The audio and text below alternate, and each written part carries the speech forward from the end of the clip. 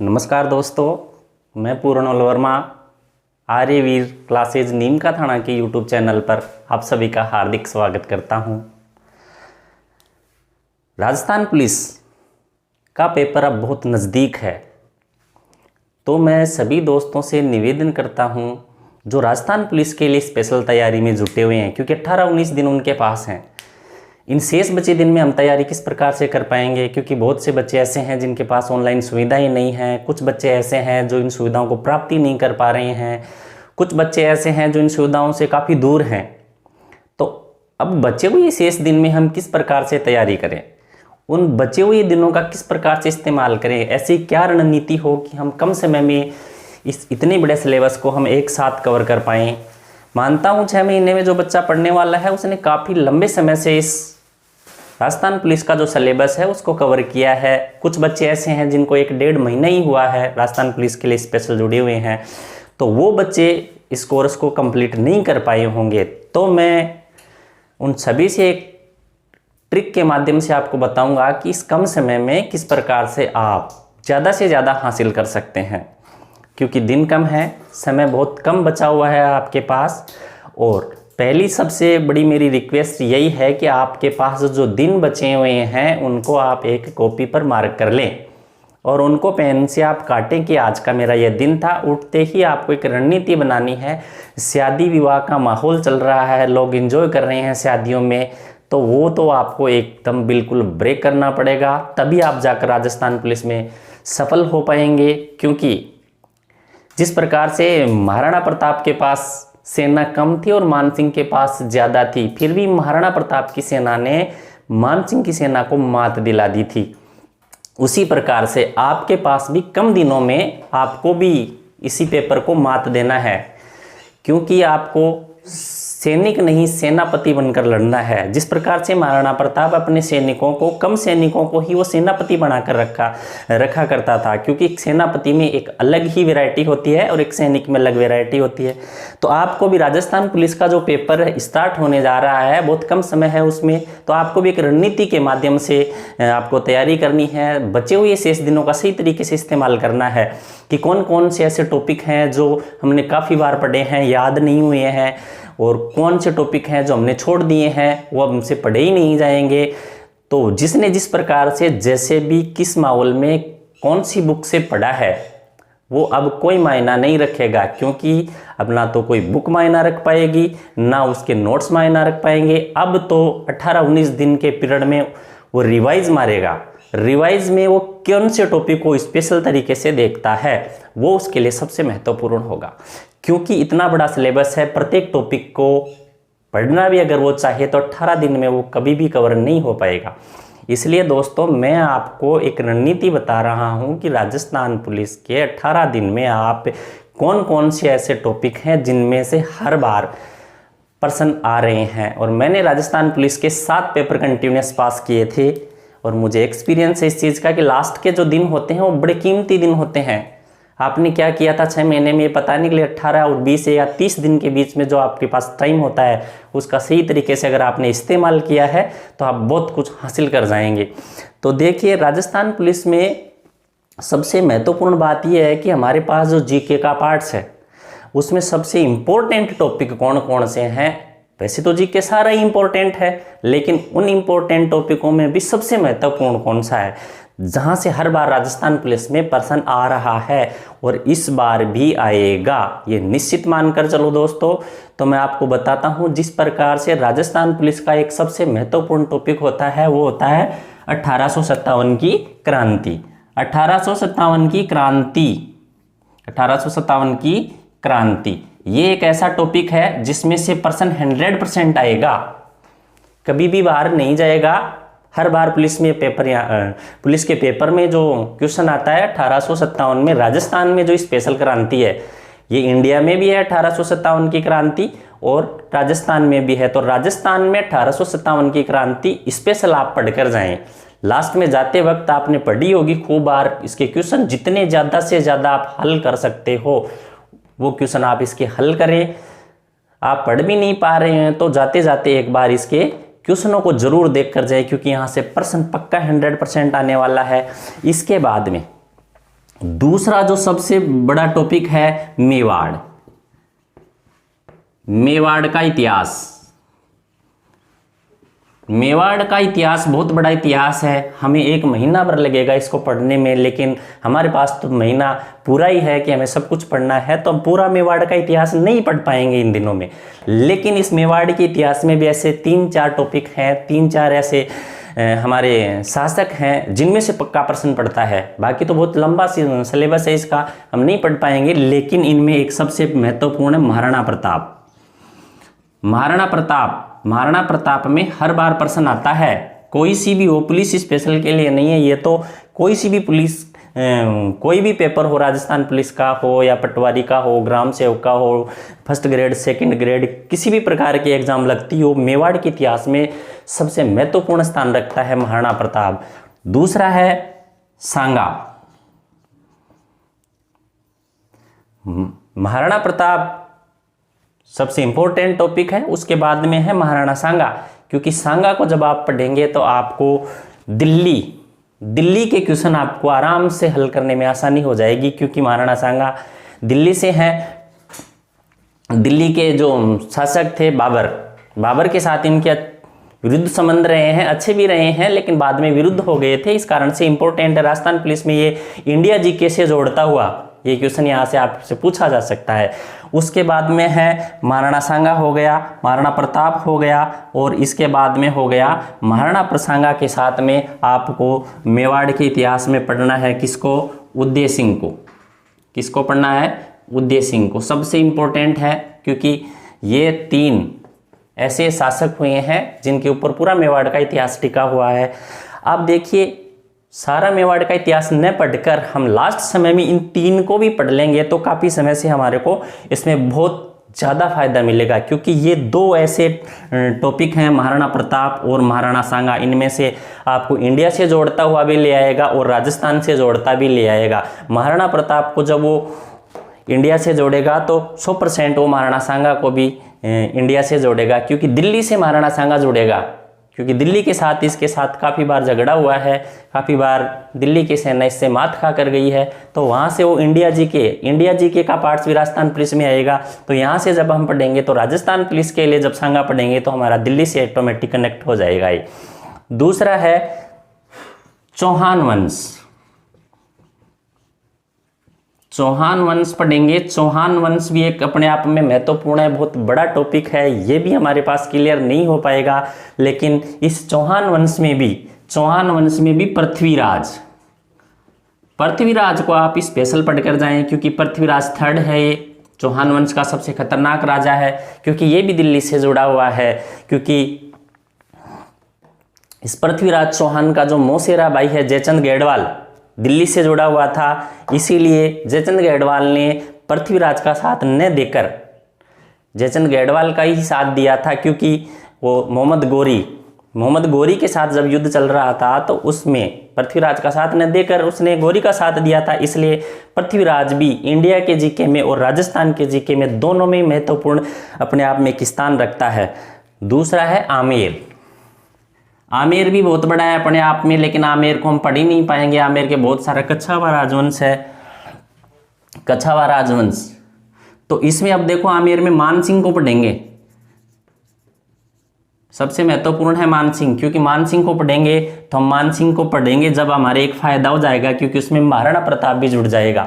ये रिलेशन है टॉपिकों के आपस में, ये बहुत इंपॉर्टेंट चीज़ें हैं। जब आप इसको पढ़ेंगे तो महाराणा प्रताप संबंध बनाएगा, जब महाराणा प्रताप को पढ़ेंगे तो आपको मानसिंह संबंध बनाएगा। इसलिए आपको आमेर वंश में सारा भी अगर आप नहीं पढ़ पा रहे हो तो कम से कम मानसिंह को तो आप एक बार सरसरी नज़र से देख कर जाएं, क्योंकि इसके भी क्वेश्चन जरूर आते हैं। दूसरी बात करता हूँ मैं सभ्यताओं की। राजस्थान की प्रमुख सभ्यताएं भी हैं, ये टॉपिक आप नोट कर सकते हो एक कॉपी पर आराम से, और उसको लास्ट में ज़रूर आप जाते जाते देख कर जाएं। अब देखिए, राजस्थान की सभ्यताएं हैं, सभ्यताओं का सबसे इम्पोर्टेंट टॉपिक होता है, उसमें भी क्वेश्चन जरूर आएगा, और सभ्यताओं में से तो बिल्कुल भी बाहर नहीं जाएगा क्वेश्चन।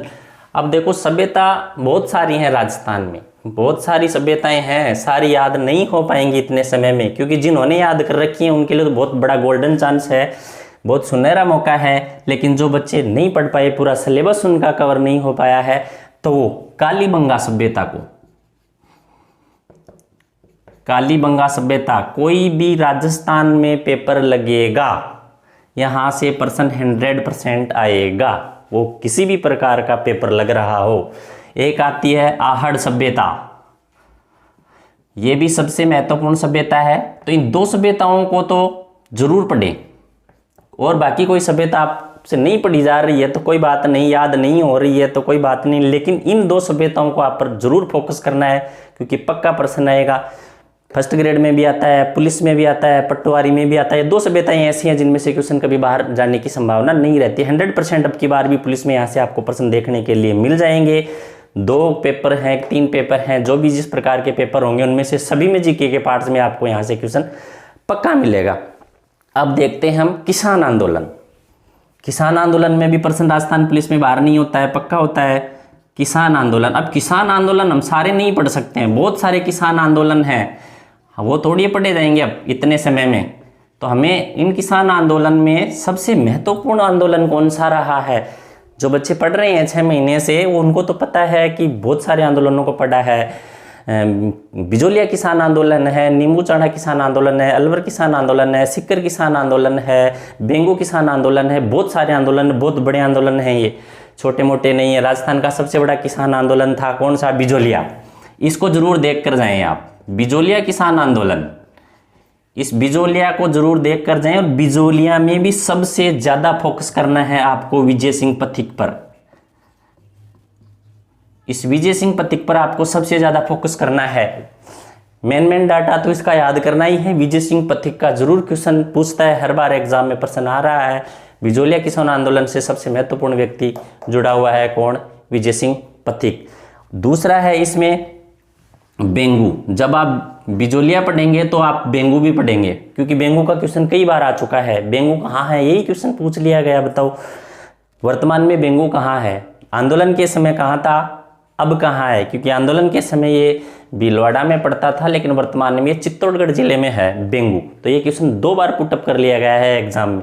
एक है अलवर,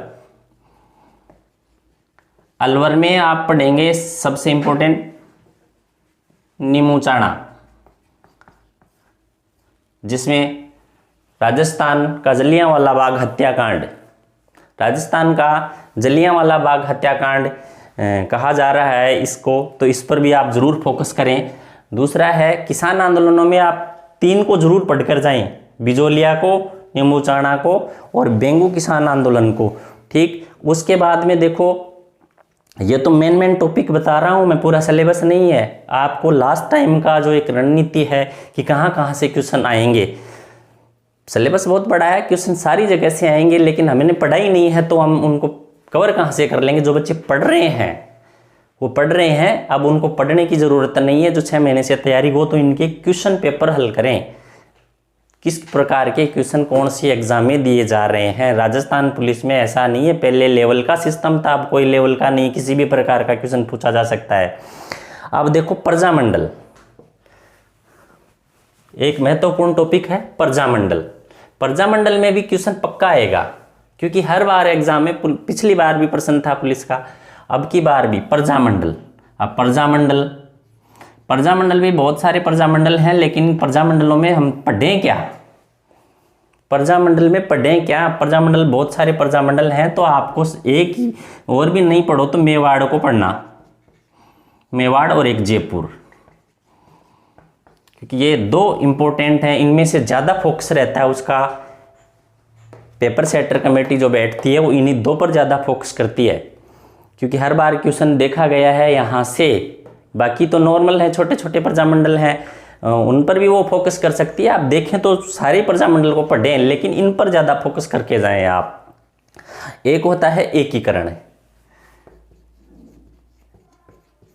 एकीकरण बिल्कुल छोटा सा टॉपिक है, 1 घंटे में आप इसको पढ़ सकते हैं। आपके पास रणनीति है, आपके पास ट्रिक्स हैं, तो ये सिर्फ 1 घंटे का है। 1 घंटे में आप इसको आराम से खूब बार पढ़ सकते हो। बिल्कुल सबसे छोटा टॉपिक है ये, राजस्थान के जीके में सबसे छोटा टॉपिकों में से गिना जाता है। वैसे तो बड़ा है, लेकिन इसका लेवल एक प्रकार से बना दिया गया है, या आपके पास जो ट्रिक है जिस माध्यम से आप पढ़ रहे हैं उसको 1 घंटे में आप कवर करें। इसको जरूर देख कर जाएं, क्योंकि ये भी राजस्थान पुलिस के लिए सबसे महत्वपूर्ण है। अब बात करते हैं जीके का पार्ट बहुत बड़ा है। जीके हम क्या क्या पढ़ें, और भी बहुत सारे पार्ट्स हैं जो मैंने बताए, इनमें से ये आपको महत्वपूर्ण बताए हैं छांट के, क्योंकि इनमें से प्रश्न पक्का आएगा, ये मेरा वादा है पूरा। और अब बात करता हूँ जिस प्रकार से लोक देवी और देवता। अब बहुत सारे बच्चे बोलते हैं कि सर हमारे पास तो इन लोक देवी और देवताओं को पढ़ने का टाइम ही नहीं है, बहुत सारे लोक देवता हैं, बहुत सारे लोक देवियाँ हैं, ना तो हमें याद होती हैं ना हम पढ़ पाएंगे। तो आप लोक देवियों में तो करणी माता, लोक देवियों में करणी माता को जरूर पढ़ कर जाएं। और दूसरा है जीण माता, बहुत सारी हैं, आई माता, आवड़ माता, बहुत सारी माताएं हैं राजस्थान में, लोक देवियां हैं। तो ये दो फोक्स, क्योंकि ये चौहान वंश जब आप पढ़ेंगे तो चौहान वंश से ऑटोमेटिक जुड़ जाएगी, और जब राठौड़ पढ़ेंगे बीकानेर के तो आपसे करणी माता जुड़ जाएगी। इनको जरूर पढ़े। अब लोक देवता तो बहुत सारे हैं, लेकिन राजस्थान पुलिस में मैंने कंटिन्यूस देखा है सबसे ज़्यादा फोकस करता है रामदेव जी, सबसे ज़्यादा फोकस करता है रामदेव जी पर। रामदेव जी के क्वेश्चन जरूर आते हैं, और गोगा जी के और तेजा जी के। तेजा जी का एक बार बहुत बड़ा प्रश्न उठाया गया था, बांसी दुगारी। बांसी दुगारी की एक जगह पूछी गई थी कि वो कहाँ पर है, ये इन्हीं लोक देवताओं से जुड़ा हुआ क्वेश्चन है। एक बार गोगा जी महाराज का प्रश्न पूछा गया था कि गोगा मेडी कहाँ है, तो बहुत सारे बच्चों को तो इजी से इजी क्वेश्चन था, लेकिन वो भी नहीं कर पाए, क्योंकि पता नहीं किस प्रकार से क्या पढ़ते हैं, ऊपर की हेडलाइन को छोड़ते हैं, नीचे नीचे पता नहीं क्या रटते रहते हैं। तो आपके साथ ऐसा नहीं होना चाहिए। इन 3 देवताओं को तो आप जरूर पढ़कर जाएं, सबसे इम्पोर्टेंट है ये, इनमें से जरूर प्रश्न पक्का आएगा। तीनों में से मैं गारंटी नहीं दे रहा हूं कि इनमें से प्रश्न किसका आएगा, या तो गोगा जी का आएगा या रामदेव जी का आएगा। जब आप त्योहार पढ़ेंगे तो त्योहारों से रामदेव जी जुड़ा हुआ है, तो रामदेव जी में वहां से प्रश्न उठाएगा, वो उठाएगा जरूर। लेकिन अब बात करता हूं मैं राजस्थान की स्थापत्य कला, सबसे बड़ा टॉपिक है राजस्थान का ये। राजस्थान की स्थापत्य कला, महाराणा कुंभा को राजस्थान की स्थापत्य कला का जनक माना जाता है कि उन्हीं के शासनकाल में स्थापत्य पर सबसे ज़्यादा जोर दिया गया था, और उन्हीं के काल में स्थापत्य में सबसे ज़्यादा विकास हुआ था। तो स्थापत्य कला में दुर्ग, अब दुर्ग तो बहुत सारे हैं, हम दुर्गों को पढ़ ही नहीं पाएंगे, लेकिन इनमें से भी इम्पोर्टेंट दुर्ग हैं जिनमें से युद्ध हुए हैं, जिनमें से दिल्ली के शासकों ने भी आक्रमण किया है, कई बार वो पराजित हुए हैं, कई बार ये पराजित हुए हैं, जैसे चित्तौड़गढ़ है। अब देखो हमारे को दुर्ग पढ़ने का सबसे बड़ा फायदा क्या है, मैंने थोड़ी देर पहले बताया था मेवाड़। इस मेवाड़ में जब आप चित्तौड़गढ़ को पढ़ेंगे तो मेवाड़ अपने आप संबंध बना लेगा यहाँ पर इस दुर्ग में। दूसरा है मेवाड़ के साथ इसका संबंध बन जाएगा चित्तौड़ का, और दिल्ली, दिल्ली से संबंध बनेगा अलाउद्दीन खिलजी। सबसे इंपॉर्टेंट और सबसे खतरनाक राजा रहा है दिल्ली सल्तनत का ये, इसलिए आपको सबसे बड़ा फायदा क्या मिलेगा चित्तौड़गढ़ पढ़ने का, कि बहुत सारे दुर्ग हैं उनको तो पढ़ नहीं पाएंगे, और चित्तौड़गढ़ को जब हम पढ़ेंगे तो मेवाड़ से चित्तौड़ जुड़ेगा, और चित्तौड़ से ही दिल्ली जुड़ जाएगी, क्योंकि अलाउद्दीन खिलजी ने यहाँ से स्टार्ट, बीच में आकर यहाँ पर 1303 में रावल रतन सिंह और पद्मनी के साथ, पद्मनी को प्राप्त करने के लिए यहाँ से मतलब युद्ध करना पड़ा था उसको, और मात भी खाई थी उसने। उसके बाद में चित्तौड़ के बाद में यही अलाउद्दीन खिलजी रणथंभौर, सबसे पहले इसका बयान रणथंभौर पर होता है, लेकिन मैं तो वैसे आपको बता रहा हूँ टॉपिकों के माध्यम से। रणथंभौर के बाद में चित्तौड़ के बाद में वो जालोर, ऐसे था। तो रणथंभौर जब आप पढ़ेंगे सवाई माधोपुर में, सवाई माधोपुर इसको पढ़ेंगे तो आपको बहुत सारी इस दुर्ग को पढ़ेंगे तो आपको त्रिनेत्र गणेश मंदिर के बारे में आपको पढ़ने के लिए मिल जाएगा। आपको एक छत्रियाँ वहाँ से छांटी जाएंगी, तो आपको एक छतरी का टॉपिक भी आपके चलता है, तो वो चीज़ें आपको बहुत सारी मिल जाएंगी। यहाँ भी सपनों की जो छतरी है यहाँ है, ठीक है। न्याय की छतरी है वो यहीं पर है। त्रिनेत्र गणेश मंदिर यहीं है। पद्मला तालाब यहीं पर है। क्योंकि ये सारे के सारे सवाई माधोपुर जिले में पड़ते हैं, रणथंभौर में। टाइगर प्रोजेक्ट जब आप पढ़ेंगे तो एक लाइन आपको वहाँ से भी तैयार हो जाएगी, इसी दुर्ग में से। अब देखो, हम अलाउद्दीन खिलजी की बात कर रहे थे, पहले रणथंभौर, उसके बाद में चित्तौड़। अब जब हम आगे दुर्ग पढ़ेंगे, तीसरा, मैं 3 ही आपको दुर्गों का नाम लूंगा जिनको आपको पढ़कर जाना है। आपने क्या पढ़ा है क्या नहीं पढ़ा मुझे इस बात का कोई अंदाजा नहीं है, लेकिन मैं आपको मेरी राय से बता रहा हूँ। आपको एक तो रणथंभौर पढ़ना है, चित्तौड़गढ़ पढ़ना है, और एक पढ़ना है जालोर, क्योंकि जालोर में वीरम देव, कानड़ देव, ऐसे बहुत तगड़े राजस्थान के शासक हैं चौहान वंश के।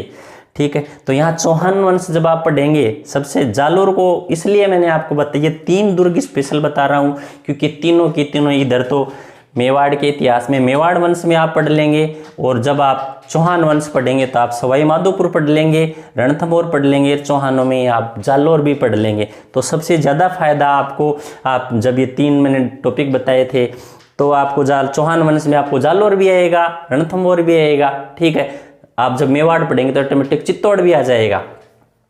उसके बाद में और भी कुछ ना पढ़ें तो ये 3 को तो जरूर पढ़ें, जरूर जाते जाते इनके ऊपर फोकस करें आप लोग, क्योंकि यहाँ से पक्का प्रश्न आएगा। अब बात करता हूँ, और भी बहुत सारे टॉपिक हैं, जैसे झील, ये ज्योग्राफी का टॉपिक है झील। आज तक तो पुलिस का ऐसा कोई पेपर नहीं गया है या नहीं लगाया जिसमें से यहाँ से प्रश्न नहीं आया हो। खारे पानी की राजस्थान की प्रमुख झीलें हैं, मीठे पानी की राजस्थान की प्रमुख झीलें हैं, झीलों के किनारे क्या क्या हैं, कौन कौन से स्मारक हैं, कौन कौन से क्या बोलते हैं उसको, पर्यटन स्थल बने हुए हैं, ये सारे आपको याद करने। एक बांध सबसे इंपॉर्टेंट टॉपिक है ये दोनों के दोनों, यहां से पक्का प्रश्न आएगा। अब नदियां जुड़ेंगी इसके साथ, जब नदियां पढ़ेंगे तो बांध ऑटोमेटिक जुड़ जाएंगे, क्योंकि नदियों का प्रश्न राजस्थान पुलिस में 100% आता है, कभी भी चुका नहीं अभी तक। तो पटवारी और पुलिस 2 पेपर ऐसे होते हैं जिनमें से नदी का प्रश्न पक्का आएगा। बांध, झील राजस्थान पुलिस के लिए सबसे इंपॉर्टेंट ये 2 हैं, यहाँ से पक्का प्रश्न आएगा। अभी तक तो मैंने 7 पेपर पास किए हैं, लेकिन मेरे को तो नहीं लगा कि किसी भी पेपर में यहाँ से प्रश्न छूटा है।